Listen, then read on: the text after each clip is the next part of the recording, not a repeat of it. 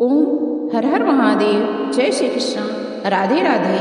आज मैं आप लोगों को जया एकादशी यानी माघ मास के शुक्ल पक्ष की एकादशी की व्रत कथा आपको सुनाने जा रही हूँ। कथा करने से पहले आपसे निवेदन करना चाहती हूँ कि आप हमारे चैनल पर यदि नए हैं तो कृपया करके लाइक करिए, सब्सक्राइब करिए और शेयर करिए। बेल आइकन को प्रेस कर दीजिए जिससे सारी नोटिफिकेशन आपके पास जाती रहे। जय श्री कृष्णा। राधे राधे लिखना न भूलें। यदि आप पुराने बने हुए हैं तो आपको हाथ जोड़ के प्यार भरा नमस्कार। तो आइए कथा की ओर चलते हैं। धर्मराज युधिष्ठिर जी बोले, हे भगवान, आपने माघ मास के कृष्ण पक्ष की षटतिला एकादशी का अत्यंत सुंदर वर्णन किया है। आप स्वदेश, अंडर, इद्दिज और राजयूज चारों प्रकार के जीवों के उत्पन्न, पालन तथा नाश करने वाले। अब आप कृपा करके माघ मास शुक्ल पक्ष एकादशी का वर्णन कीजिए। इसका क्या नाम है, इसके व्रत की क्या विधि है, इसमें कौन से देवता का पूजन किया जाता है। श्री कृष्ण जी कहने लगे, हे राजन, इस एकादशी का नाम जया एकादशी है। इसका व्रत करने से मनुष्य ब्रह्म हत्यादि पापों से मुक्त हो जाता है।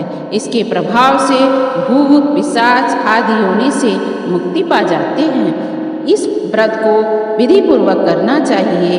अब मैं तुमसे पद्म पुराण में वर्णित इसकी महिमा की एक कथा सुनाता हूँ। देवराज इंद्र स्वर्ग में राज करते थे और अन्य सब देवगण सुखपूर्वक स्वर्ग में रहते थे।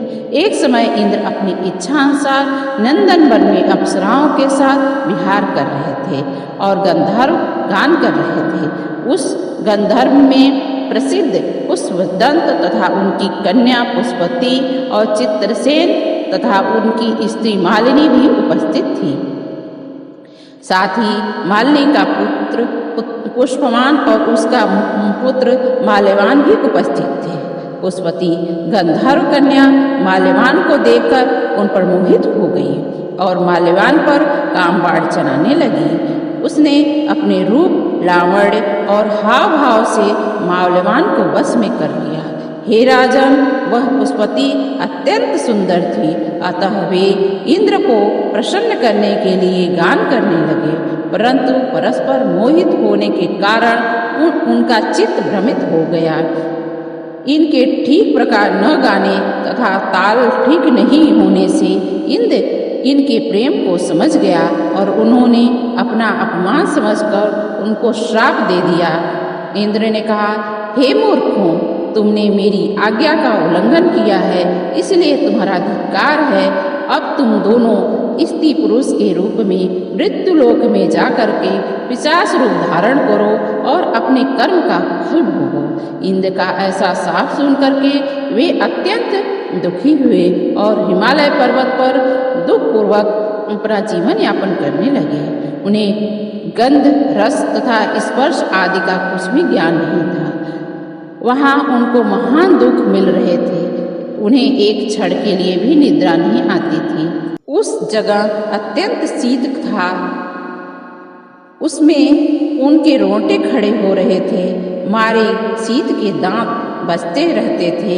एक दिन पिशाच ने अपनी स्त्री से कहा कि पिछले जन्म में हमने ऐसे कौन से पाप किए थे जिससे हमको यह दुखदायी पिशाच योनि प्राप्त हुई है। इस पिशाच योनि से तो नरक के दुख भोगना ही अच्छा था, अतः हमें अब किसी प्रकार का पाप नहीं करना चाहिए। इस प्रकार विचार करते हुए अपने दिन व्यतीत कर रहे थे। देवयोग से तभी माघ मास में शुक्ल पक्ष की जया एकादशी आई। उस दिन उन्होंने कुछ भी नहीं भोजन ग्रहण किया और न ही कोई पाप कर्म किए, केवल वे फल फूल खाकर ही दिन व्यतीत किया और सायंकाल के समय महान दुख से पीपल के वृक्ष के नीचे बैठ गए। उस समय सूर्य भगवान अस्त हो रहे थे।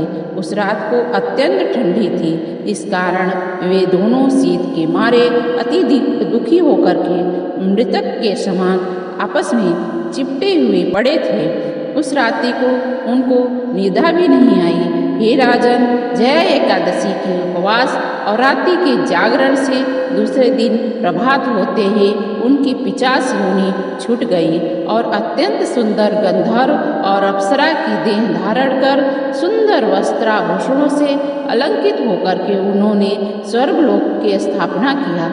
उस समय आकाश में देवता उनकी स्तुति करते हुए पुष्प वर्षा करने लगे। स्वर्गलोक में जाकर के उन दोनों ने देवराज इंद्र को प्रणाम किया। इंद्र इनको पहले रूप में देख करके आश्चर्यचकित हुआ और पूछने लगा कि तुमने अपनी 50 योनि से किस तरह छुटकारा पाया, सो सब बताओ। माल्यान बोले, हे देवेंद्र, भगवान विष्णु की कृपा से जया एकादशी के व्रत के प्रभाव से ही हमारा 50 देह छूटी है। तब इंद्र बोले कि हे माल्यवान, भगवान की कृपा और एकादशी का व्रत करने से न केवल तुम्हारी 50 योनि छूट गई, वरन हम लोग के लिए भी वंदनीय हो गए। उन्होंने विष्णु और शिव के भक्त हम दोनों के लिए वंदनीय हैं, अतः आप धन्य हैं। अब आप पुष्पति के साथ जाकर विहार करो। श्री कृष्ण जी कहने लगे, हे राजा युधिष्ठिर, इस प्रकार एकादशी के व्रत से बुरी योनि छूट जाती है। जिस मनुष्य ने इस एकादशी का व्रत किया है उसने मानो सब यज्ञ तप दान आदि कर लिए हैं। जो मनुष्य जया एकादशी व्रत करते हैं वे अवश्य ही 1000 वर्ष तक स्वर्ग में वास करते हैं। तो ये तो था जया एकादशी की व्रत कथा। और पूजन कैसे करते हैं? सुबह आप जल्दी उठते ही होंगे। जल्दी उठ करके सुबह स्नान आदि से निवृत्त होकर के सुंदर पाटा बिछाइए, घर को साफ कीजिए, फिर वहाँ पे पाटा बिछाइए, पीला कपड़े बिछाइए। फिर उसके बाद में विष्णु भगवान की मूर्ति चित्र जो भी हो आपके पास उसको स्थापित कीजिए। फिर विष्णु लक्ष्मी जी के स्थापित करके चंदन, रोली, मौली, पुष्पगंध, पीला रंग का फूल, पीला रंग का फल, पीले रंग के मिष्ठान जो भी यथाशक्ति आपके पास हो, केसर युक्त यदि मिष्ठान हो तो अति उत्तम है। नहीं हो तो श्रद्धा अनुसार जो भी आपके पास हो वही फल फूल आप विष्णु जी को समर्पित कीजिए। धूप दीप आदि से पूजन कीजिए। और अमृत काल में भी यदि आप पूजन करते हैं तो शुभ फल की प्राप्ति होती है। यदि अमृत काल नहीं आप जान पाए हैं तो आप हमारे शॉर्ट्स वीडियो में जाके देख सकते हैं कि अमृत काल कब से कब तक है। तो यह आप कथा कैसी लगी?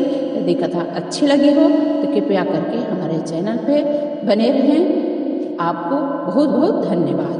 ओम हर हर महादेव। जय श्री कृष्ण। राधे राधे।